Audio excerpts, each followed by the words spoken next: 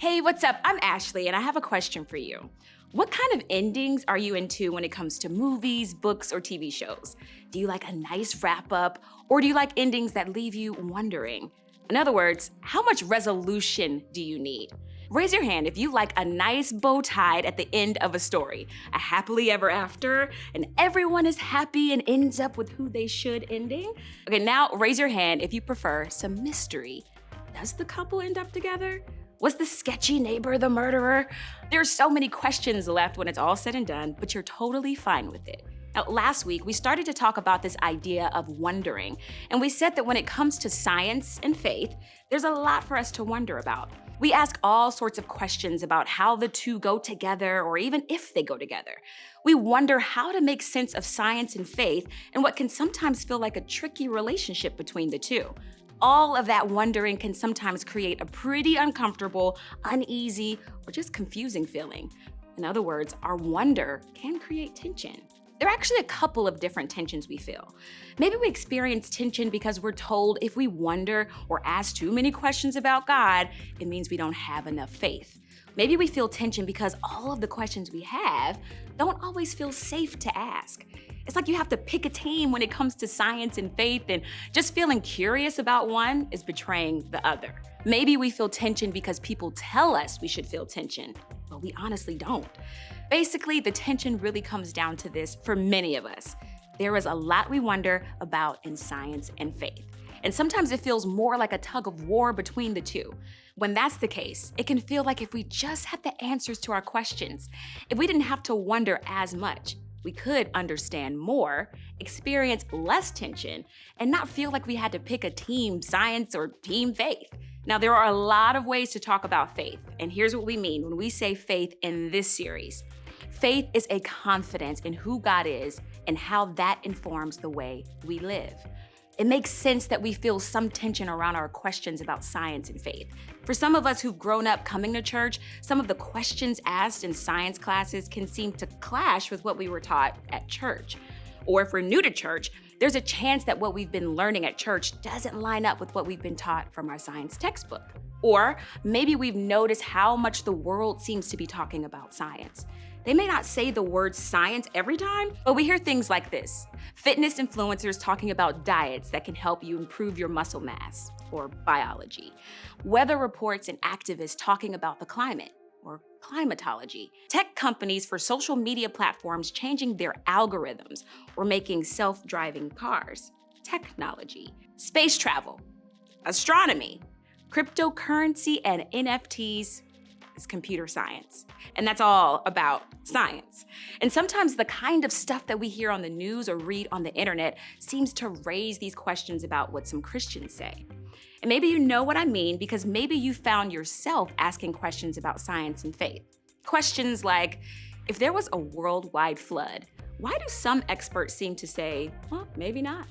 Why do energy, crystals, and other things that fall somewhere in between science and faith seem to be trending right now? Does evolutionary theory prove that God didn't really create everything the way that Genesis says? Or maybe you're asking, do I have to pick between having more faith or taking medicine for my anxiety? Honestly, we could keep going. Science, medicine, faith, the Bible, and how all of these things go together is something that we all wonder about. So where do we go with our questions? What can be trusted? Who can be trusted? If we end up questioning one thing about science or faith, does that mean that we throw out everything we think about those things? And maybe most of all, we wonder, do I have to shut down my brain in order to believe in God? And do I have to shut down my faith in order to believe in science? These questions are not new. People have questioned how God and how the Bible and science all work together throughout history. Let's break down something one of the first Christian leaders, Paul, wrote about with this very idea. Now, Paul is the guy who wrote much of the second half of the Bible. After his life was transformed by an encounter with Jesus, Paul went from wanting to stop Christianity from spreading to encouraging and inviting people to become Jesus followers. So check it out. The Son is the image of the invisible God, the firstborn over all creation. For in him all things were created, things in heaven and on earth, visible and invisible, Whether thrones or powers or rulers or authorities, all things have been created through him and for him. He is before all things, and in him all things hold together. Paul is saying that Jesus was there at the start of creation. Christians believe that Jesus is actually God in a human body. In Jesus, the whole world was created. He was behind it all and in it all. Jesus was present before everything. And not only that, he's the one holding all of creation together today. And if that sounds confusing to you, you are not alone. I'm not even sure of how that works exactly. But what Paul is saying is Jesus was there at the start. So when we put our confidence and trust in Jesus, in the who, we are trusting him for the details of creation from the beginning of time that we may never know. This is not about God versus science. God made science. We don't have to decide whether to put our confidence in a scientific theory or something that the Bible says. We put our confidence in who is behind all of it.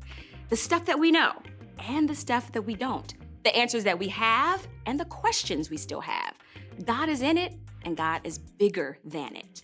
See, our faith is not built on being able to prove theories about how God created the universe or whether the traditional understanding of specific events is completely accurate. Instead, our faith is built on a person, Jesus, who we believe is the Son of God and who is behind all scientific understanding. Not just someone that we imagine exists, but someone real people saw in real life and wrote about. And he is someone real people in this room have a real relationship with right now. And when we put our trust in Jesus, who was there at the creation and is continuing to hold all of creation together today, and we believe that he is at the center of everything, even if we don't have an explanation for how it works, it means that we can keep searching for answers and exploring science without having to abandon or ignore faith in Jesus. You can trust someone before you know everything. Many people live by this. In fact, Galileo is one of those people. He was a famous Italian scientist who lived in the 1600s. Among other things, he invented a telescope that was able to see farther into space, confirming what a few brave scientists had suggested before, that the Earth was not the center of the universe. The only problem, most Christians, especially the powerful ones, thought that this went directly against what Scripture said. Galileo famously said, "I do not feel obliged to believe that the same God who has endowed us with senses, reason, and intellect has intended us to forego their use." In other words, God made our brains, and God would want us to use our minds to better understand the world God made, even if it means rethinking old concepts as we learn more. In fact, when some pretty smart people asked Jesus what the most important commandment was, Jesus replied, "You must love the Lord your God with all your heart, all your soul, and all your mind. This is the first and greatest commandment." Did you catch that? Jesus said, with your mind. Galileo knew what I want to make sure you know too. Our faith is built on a person, Jesus. To put it another way, we don't need to pick a side between God and science because God is bigger than all of it. We don't need to make enemies out of God and science. So when you learn something new that doesn't necessarily line up with what you've read or heard in church, it doesn't mean you have to choose one or the other. It means you turn towards the person behind the faith you have. Take all that you're wondering and all that you're questioning and bring it to God. So what challenges our faith doesn't have to destroy our faith. The tension or discomfort that we feel doesn't have to be a disaster for us. In fact, challenges and tension can grow our faith in a new way, because even when we don't see the how, we can still be connected to the who behind it. Think about it this way. What if I told you that I was gonna give you tickets for a flight to Hawaii right now? Who would have no problem getting on a plane? You can go ahead and raise your hands. Now keep your hands up if you know the scientific explanation for exactly how an airplane, a 175,000-pound piece of metal, even flies. Now, if you don't have your hand raised, does that mean you're turning down a flight to your dream vacation destination? Of course not. The reason you'd even fly without knowing the full explanation of how flight works is because your faith isn't in an explanation. It's in the pilot, it's in the technology, the aircraft, not in just the explanation.